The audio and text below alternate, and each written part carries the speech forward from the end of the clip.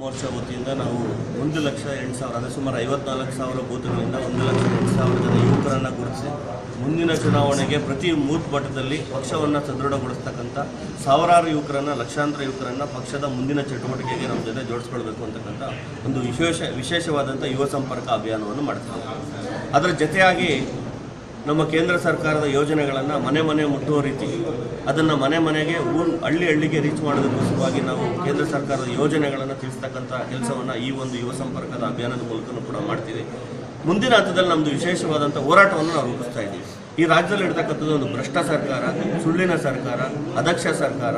ಇವತ್ತು ರೈತರ ಬಗ್ಗೆ, ಬಡವರ ಬಗ್ಗೆ ಕಾಳಜಿ ಇಲ್ಲದೆ ಇರತಕ್ಕಂಥ ಸರ್ಕಾರ ಇಲ್ಲಿ ಆಡಳಿತ ನಡೆಸ್ತಾ ಇದೆ.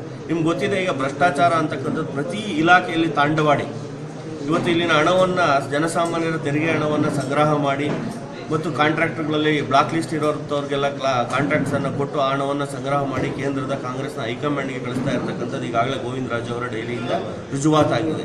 ಹೀಗೆ ಪ್ರತಿ ಇಲಾಖೆಯಲ್ಲೂ ಕೂಡ ಮಂತ್ರಿಗಳು ಹಣವನ್ನು ಕಲೆಕ್ಷನ್ ಮಾಡ್ತಕ್ಕಂಥದ್ದೇ ಒಂದು ದಂಧ ಆಗಿ ಮಾಡಿದ್ದಾರೆ ಬಿಟ್ಟರೆ ಯಾವುದೇ ರೀತಿಯಾದಂಥ ಜನಪರ ಯೋಜನೆಯನ್ನು ಇಲ್ಲಿವರೆಗೂ ಕೂಡ ಜಾರಿಗೆ ತರ್ತಕ್ಕಂಥ ಕೆಲಸವನ್ನು, ಮೂಲಭೂತ ಜ್ವಲಂತ ಸಮಸ್ಯೆಗಳನ್ನು ಸಾಲ್ವ್ ಮಾಡ್ತಕ್ಕಂಥ ಕೆಲಸವನ್ನು ಈ ರಾಜ್ಯ ಸರ್ಕಾರ ಮಾಡಿಲ್ಲ.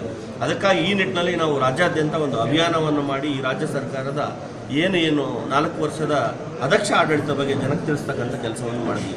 ಜೊತೆಗೆ ನಿನ್ನೆ ಈ ರಾಜ್ಯ ಸರ್ಕಾರದ ಒಂದು ತೀರ್ಮಾನ ಏನಿದೆ, ಕರೆಂಟ್ನ ಬೆಲೆ ಏರಿಕೆ ಮಾಡಿರ್ತಕ್ಕಂಥದ್ದು, ಬರಗಾಲದ ಸಂದರ್ಭ, ಕುಡಿಯೋಕ್ಕೆ ಮೇವಿಲ್ಲ, ಕುಡಿಯೋಕ್ಕೆ ನೀರಿಲ್ಲ, ದನಕರುಗಳಿಗೆ ಮೇವಿಲ್ಲ, ರೈತರಿಗೆ ಏನು ಬೆಳೆ ಇಲ್ಲ, ನಷ್ಟ, ಹಣನೇ ಇಲ್ಲದೆ ಇರತಕ್ಕಂಥ ಇಂತಹ ಸಂದರ್ಭದಲ್ಲಿ ಜನಸಾಮಾನ್ಯರಿಂದ ಹಣವನ್ನು ಲೂಟಿ ಮಾಡ್ತಕ್ಕಂಥ ಕೆಲಸಕ್ಕೆ ರಾಜ್ಯ ಸರ್ಕಾರ ಇಳಿದಿದೆ.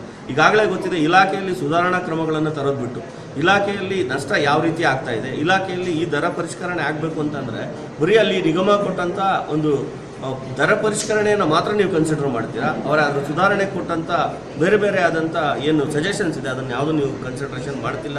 ಈಗಾಗಲೇ ಪಕ್ಕದ ರಾಜ್ಯಗಳಲ್ಲಿ ಮತ್ತು ಕೇಂದ್ರ ಸರ್ಕಾರದ ಈಗಾಗಲೇ ಪಿಯೂಷ್ ಇವರು ಗೋಯಲ್ ಅವರು ಒಂದು ಸ್ಟೇಟ್ಮೆಂಟ್ ಕೊಡ್ತಾರೆ, ನಮ್ಮಲ್ಲಿ ಎಕ್ಸೆಸ್ ವಿದ್ಯುತ್ ಇದೆ, ಯಾರಿಗೆ ಬೇಕಾದ್ರೂ ನಾವು ಕೊಡ್ತೀವಿ ಅಂತ, 24 ಗಂಟೆ ಕರೆಂಟ್ ಕೊಡೋಷ್ಟು ವಿದ್ಯುತ್ ನಾವಿದೆ, ನಾವು ಕೊಡ್ತೀವಿ ಅಂತಕ್ಕಂಥ ಮಾತನ್ನು ಹೇಳಿದ್ದಾರೆ. ಆದರೆ ಆ ರೀತಿಯಾಗಿ ಕಡಿಮೆ ರೇಟಲ್ಲಿ ಸಿಗ್ತಕ್ಕಂಥ ಕೇಂದ್ರ ಸರ್ಕಾರದ ಹಾಗೂ ಪಕ್ಕದ ಆಂಧ್ರ, ತೆಲಂಗಾಣ ಕೂಡ ರಾಜ್ಯಗಳು ಕೊಡ್ತೀವಿ ಅಂತ ಹೇಳ್ತಕ್ಕ ಮಾತನ್ನು ಹೇಳ್ತೀವಿ. ಅವ್ರ ಹತ್ರ ಪರ್ಚೇಸ್ ಮಾಡಿದೆ, ಖಾಸಗಿ ಅವರಿಂದ ಹೆಚ್ಚಿನ ಹಣಕ್ಕೆ ವಿದ್ಯುತ್ತನ್ನು ಖರೀದಿ ಮಾಡಿ ಜನರ ಮೇಲೆ, ಗ್ರಾಹಕರ ಮೇಲೆ ಹೊರೆ ಆಗ್ತಕ್ಕಂಥ, ಜನಸಾಮಾನ್ಯರ ಮೇಲೆ ಹೊರೆ ಆಗ್ತಕ್ಕಂಥ ಈ ಲೂಟಿ ಸರ್ಕಾರದ ವಿರುದ್ಧ ಒಂದು ಆಂದೋಲನವನ್ನು ಯುವ ಮೋರ್ಚಾ ಪ್ರಾರಂಭ ಮಾಡುತ್ತೆ. ನಾನು ಆಗಲೇ ಎಚ್ಚರಿಕೆಯನ್ನು ಕೊಟ್ಟಿದ್ದೇವೆ. ಇವತ್ತು ನಾಳೆ ಒಳಗಡೆ ದರವನ್ನು ಹಿಂದಕ್ಕೆ ತೆಗೆದೇ ಹೋದರೆ ನಾವು ರಾಜ್ಯಾದ್ಯಂತ ಯುವ ಮೋರ್ಚಾ ಕಡೆಯಿಂದ ಪ್ರತಿಭಟನೆಯನ್ನು ಮಾಡ್ತೀವಿ.